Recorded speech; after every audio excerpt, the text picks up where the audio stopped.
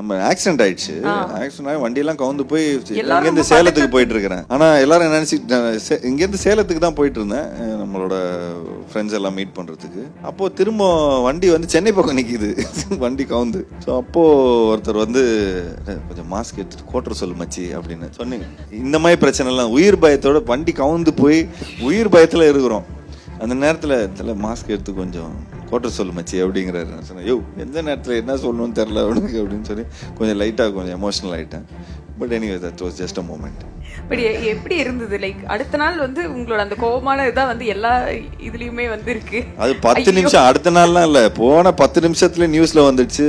எல்லாரும் எங்க அம்மாவுக்கு ஃபர்ஸ்ட் கால்டு வைஃப் ஃபோன் பண்ண இது பண்ண, ஏப்பா இந்த மாதிரி ஒரு ஆக்சிடென்ட் ஆயிடுச்சு, எல்லாம் இட்ஸ் ஆல் நார்மல், எல்லாம் போயிட்டு இருக்கிறோம் அப்படின்னு சொல்லிட்டு இருந்தோம்.